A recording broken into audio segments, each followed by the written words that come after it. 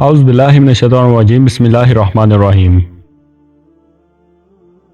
دوستو، قصص القرآن کے حصہ اول میں ہم نے ذکر کیا تھا تمام انسانوں کے باپ حضرت آدم علیہ السلام کی پیدائش کا، اور آج ہم ذکر کریں گے حوا علیہ السلام کی پیدائش کا۔ ارشاد باری تعالیٰ ہے، لوگوں اپنے پروردگار سے ڈرو جس نے تم کو ایک جان سے پیدا کیا اور اسی سے اس کا جوڑا بنایا، پھر ان دونوں سے کثرت سے مرد و عورت پیدا کر کے روئے زمین پر پھیلا دیے، اور اللہ تعالیٰ سے ڈرو جس کے نام کو تم اپنی حاجت براری کا ذریعہ بناتے ہو، اور قطع رحمی سے بچو، کوئی شک نہیں کہ اللہ تعالیٰ تمہیں دیکھ رہا ہے۔ اسی طرح سورہ اعراف میں مزید وضاحت کرتے ہوئے فرمایا، وہ اللہ ہی تو ہے جس نے تم کو ایک شخص سے پیدا کیا اور اس سے اس کا ایک جوڑا بنایا تاکہ وہ اس سے راحت حاصل کرے۔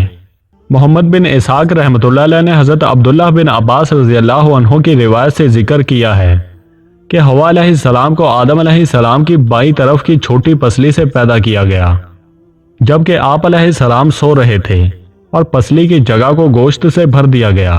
حضرت ابو ہریرہ رضی اللہ عنہ بیان کرتے ہیں کہ رسول اللہ صلی اللہ علیہ وآلہ وسلم نے فرمایا، عورتوں سے حسن سلوک کی نصیحت قبول کرو کیونکہ وہ پسلی سے پیدا کی گئی ہیں، اور سب سے ٹیڑھی پسلی وہ ہے جو سب سے اوپر والی ہے۔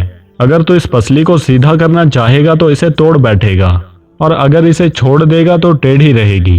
اس لیے عورتوں سے حسن سلوک کی نصیحت قبول کرو، یعنی میں تمہیں نصیحت کرتا ہوں کہ عورتوں سے نرمی اور حسن سلوک کا برتاؤ کرو۔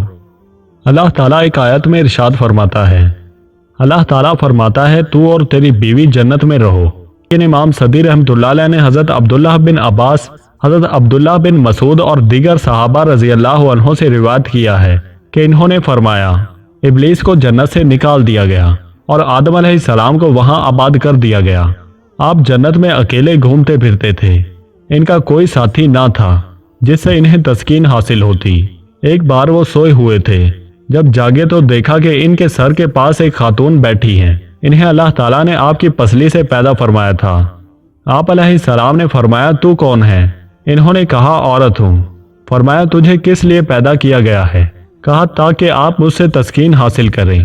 فرشتوں نے جو آدم علیہ السلام کے علم کی وسعت معلوم کرنا چاہتے تھے، کہا، آدم علیہ السلام اس کا نام کیا ہے؟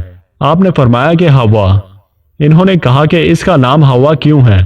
فرمایا، کیونکہ وہ ایک زندہ وجود سے پیدا کی گئی ہے۔